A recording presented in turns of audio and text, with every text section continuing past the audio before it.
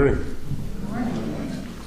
It is my honor to introduce Carylanne today, who many of us know so well already in such different ways through her living her work of her aromatherapy, the meditation she leads, the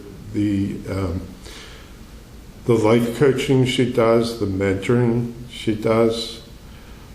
She leads a purposeful life, and that is what many of us know Carylanne as, someone who's living this purposeful life. But like any life, particularly for a near-death experiencer, there's a lot that is the foundation for that. So today we have a sacred privilege to come here and listen to Carylanne as she shares her journey.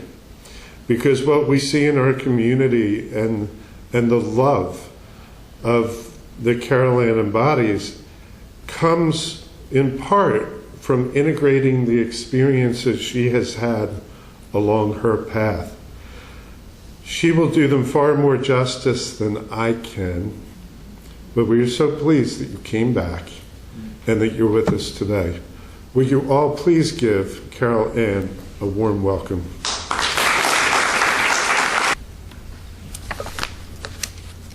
Good morning. Good morning, everyone.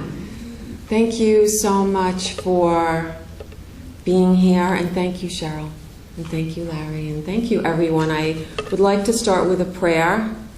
And so, Divine Mother, Father God, thank you. Thank you for this moment and for this time together, for every blessing, known and unknown, that you bestow upon us every day. And thank you for giving me this opportunity to be the channel of light that you have made me to be, that you have made all of us to be.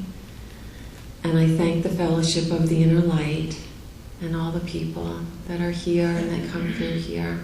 And so it is. Thank you.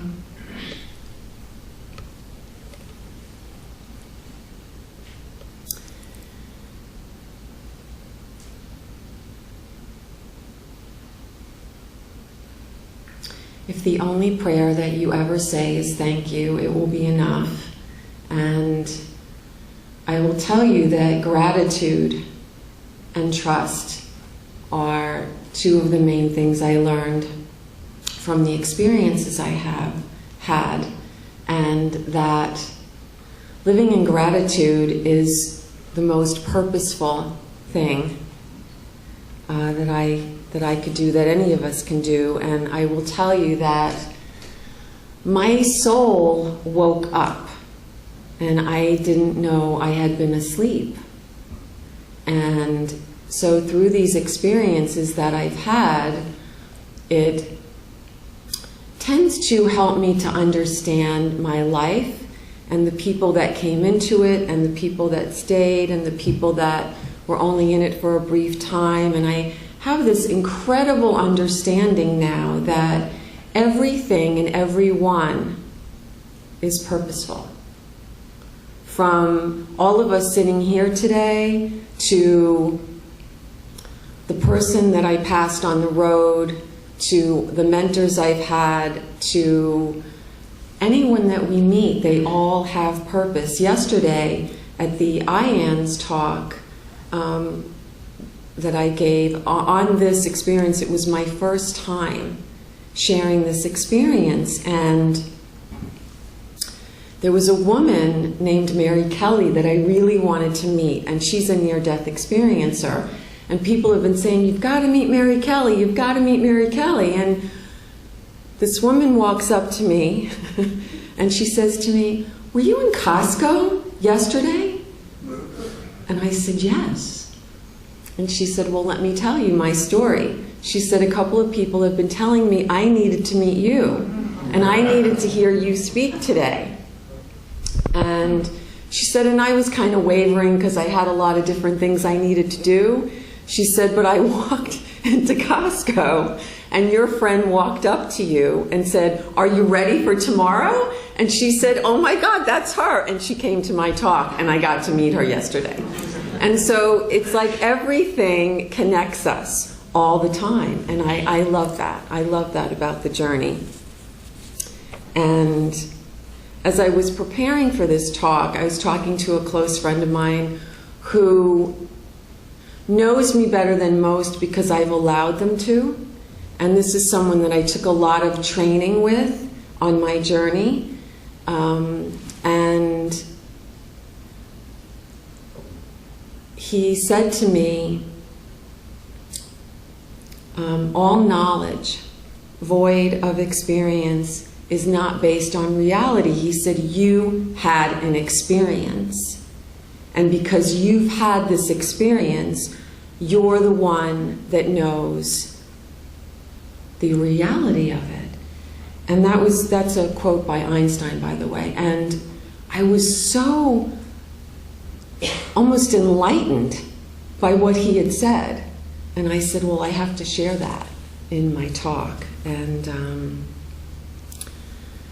so I'll begin by telling you that when I was 2 years old, I had my first experience, my first near-death experience, and I was jumping on the couches in our living room, no, in the den. And the den in my parents' home in Woodbury, New York, looked out onto this beautiful backyard, and there was all these trees, and I climbed those trees later on in my life, and behind there was this farm.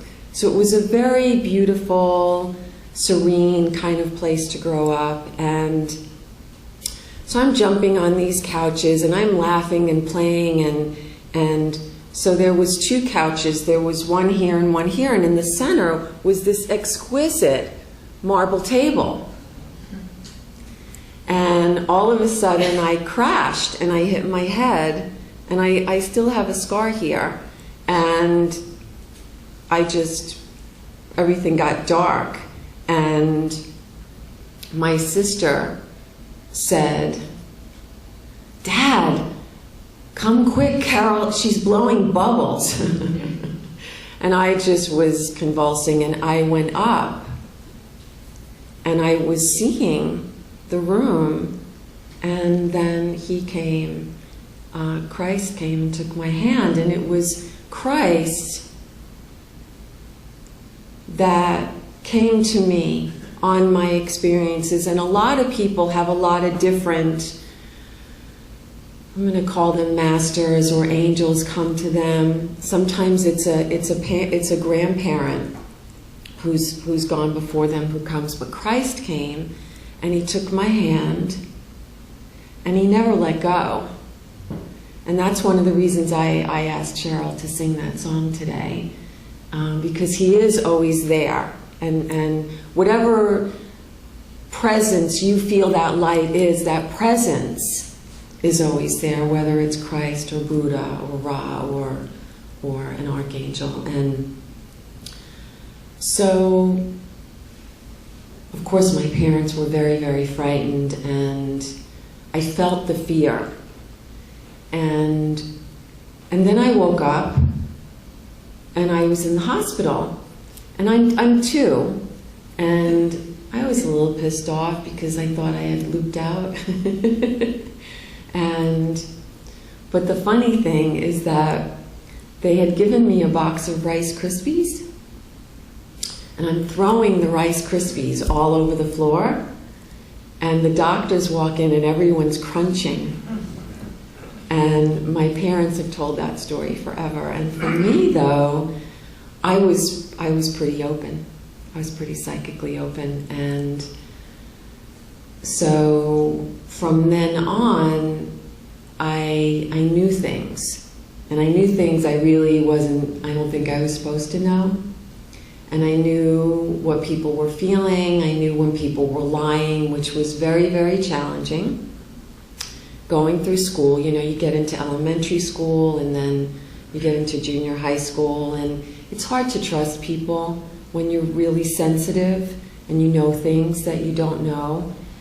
And so that was very interesting, and somewhere along the way I lost sight of him, of Christ. I was actually raised in a Jewish family, so we went to temple and he wasn't there. And I always wondered why he wasn't there. And when I would have an occasion to go to church, I was like, oh, there he is. And that always really touched me in a very beautiful way. And as I look over and see that beautiful picture of Christ that Nanette Christ painted, I carry that with me in my wallet, and I have one at home. And so then I went on, and then I was invited to help the parents of a boy that had tried to commit suicide. And I was called in, and I really didn't know why. But I went to see him, and I would sit with him, and suicide is something that is very present right now. And I have an understanding of that, which I'll share a little bit about later. And so I helped him, and then when he got well, he didn't really want to talk to me anymore. And I didn't understand that. And it took me a long time to try to understand it, but when people go through a very challenging experience or something that they don't want people to know about, it's not that they're wanting to be mean to you, but they don't want to be reminded. And so then going forward, we had a pretty tragic thing happen in our family where my aunt was killed, and that really changed everything for my entire family. And I was very, very close with her, and she was such an incredible light. I mean, an amazing light. Everyone loved her, and so there was no explanation. And I really started searching for God. I mean, I was on a quest, and I started going to churches, and I started really knowing that there's got to be something out there. And I kept praying and praying, and where are you? Like, what is there? And I imagine that all that wishing and praying manifested. And so a couple of years later, I had just gotten a new car. I had gotten a Grand Am. It was black. It was really sexy. And I felt great because it was my first new car. And I said, Dad, I'll drive us to work. So we drove into work, and we had a business in New York. And so then I left him the car, and my boyfriend at the time was going to drive me home. And so we get in the car, and he had a Mustang GT, and it's a sunny day, and Steve Winwood's on the radio, and it's just like the best day ever. The sky is blue, and I'm in love, and everything's perfect, it seemed. And on the way home, I started to have this like wave come over me. And I started to kind of dissolve into this place that I didn't know what was. Now I know what it is, because when it happens, I know that I am connecting with Spirit. And so by the time we got home, I just was really, really altered and out of it, but I didn't know what that was. And I went to sleep, and I woke up, and it was 2 days later. And I was completely changed. I was psychically wide open and different. I looked in the mirror, and I was like, where is she? Like, I couldn't find myself. And I couldn't be around anybody. And I couldn't go outside. And I know I don't have that much time, so to make a long story short, I developed terrible anxiety and panic, and I lived with that for 30 years. And it's just really been recently that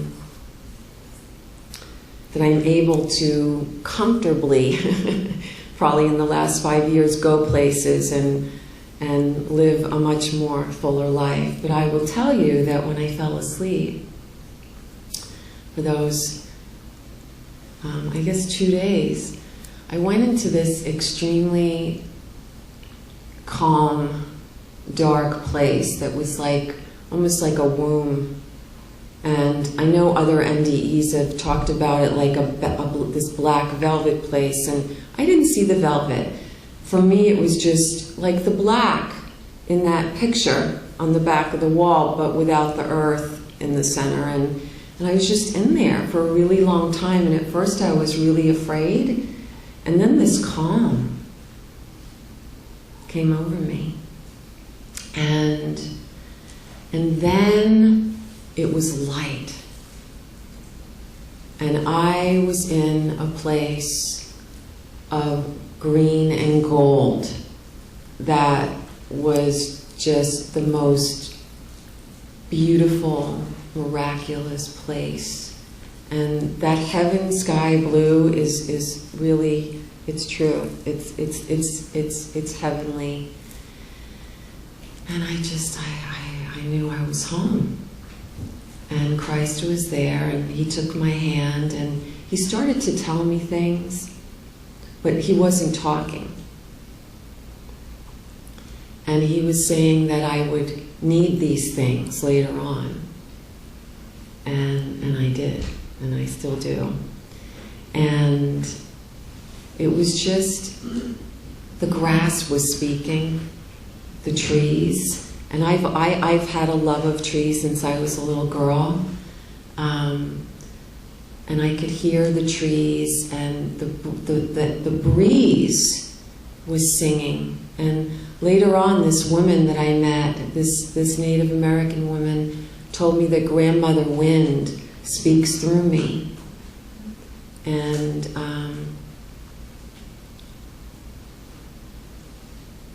then I came back in. And a near-death experience is just the beginning. You know, when I heard other people talk about that, they didn't talk about the fact that they were anxious, or the fact that they were scared, or that anxiety and fear were their companions for a really long time. I never heard of anything like that, and I was really afraid to tell my story. And about a year ago, I was at a near-death talk, and Spirit tapped me on the shoulder and said, "Go talk to David." And I went over to talk to David, and I said, "I had an experience. Do you think you could help me?" And he and Cheryl, we went out to lunch, and I talked to them about it. And it took me a year to get the courage to tell my story, and I'm here. And back then, so when I had the experience, the near-death at 25, and they didn't know what was wrong with me, I remember my room, I had moved back in with my parents, and my room was in the front of the house, and my parents' room was like on the other side of the upstairs, and I could hear them saying, "What's wrong with her? Like, when is she going to come back to, the person she was?" Because I was extremely alive, and I ate red meat, and I danced, and I partied, and I couldn't move. I was in such a place of stillness, and I stayed that way for a long time. And as I said, it took me 6 months to be able to walk around the block, because I was so afraid to be out of the cocoon, or out of that place that I had gone to. And it took a lot of love. And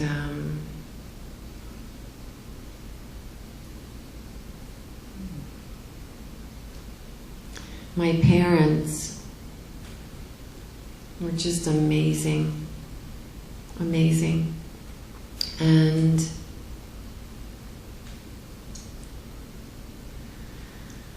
What really changed my life, though, was that I met this woman in Florida.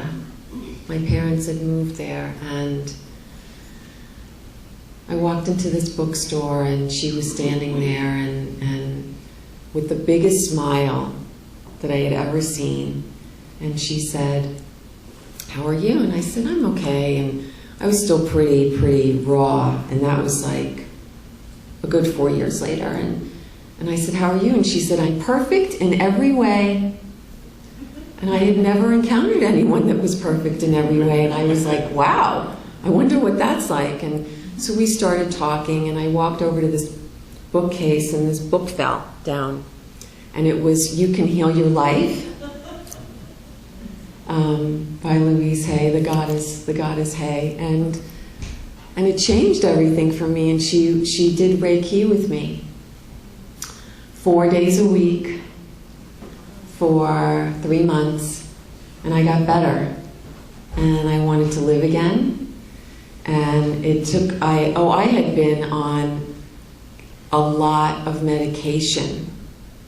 When I had the near death, my parents took me to New York City Hospital, and the doctors said that I had a viral infection in my brain, but that there wasn't anything they could do for that, and they sent me home. And then they suggested, after a few months of not being able to leave the house, they took me to a psychiatrist. And he put me on 3 different types of medication. And as a sensitive, the worst thing that you can do is take medication. The worst thing you can do is take a drug that's not like an herb, that's not natural. And but she, through her love and her care, and I went to see a naturopath, and I got off all that. It was a miracle. And I know that a lot of us have experienced miracles. A lot of us have had challenges and miracles and victories, and we fall down and we get up, and it's what we do when we get up. It's what we do when we get up. And I have just been getting up every day and becoming more and more myself, I imagine. And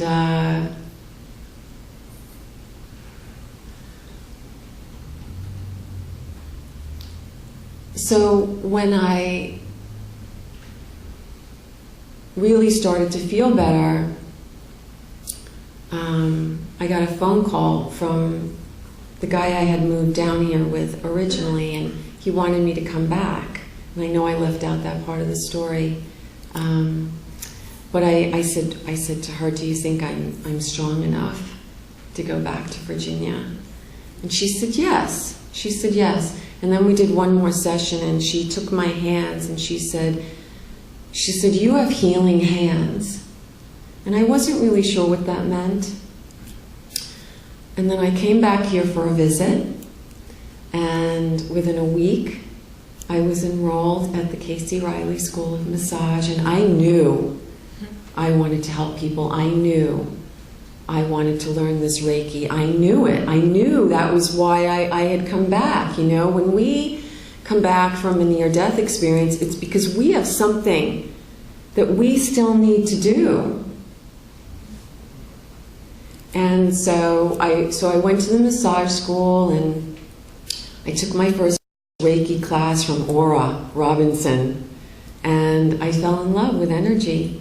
And I didn't want to do the massage, but I did want to do the energy work. And so when I left there, I just took every course I could take, and then I got into aromatherapy. And I have to tell you, those essential oils have saved my life.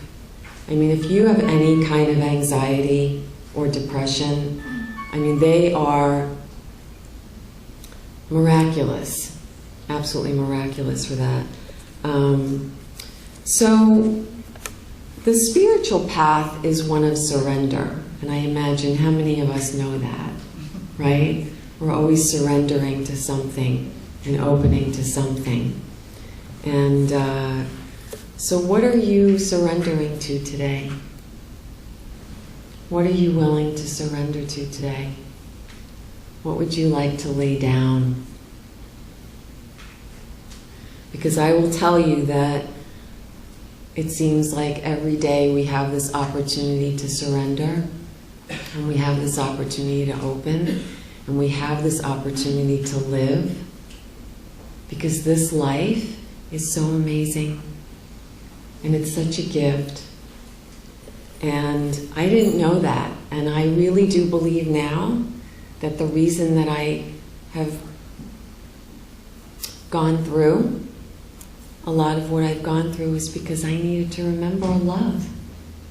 I forgot what it was, and I know what it is. And it's the best thing. And that's what I believe that God, that Creator, wants us all to know. That we are love, and that we came from love, and that we're made from love, and that we're here to share that love with everybody. And it's okay to be afraid. And it's okay to ask for help. And it's okay if people know that you're different. You know, Gladys McCary, I had the really good fortune to hear her speak at the ARE at Congress. I think it was 2 weeks ago. And she said, being different is hard. And I said, yes, I hear that. But it doesn't have to be. You know, we're all really unique. And we all have these amazing talents and gifts to share with the world. And we're all having these little near-death experiences. We're all having these awakenings. We're all waking up every day and every moment. And it's just the most beautiful, beautiful thing. And so I will leave you with this.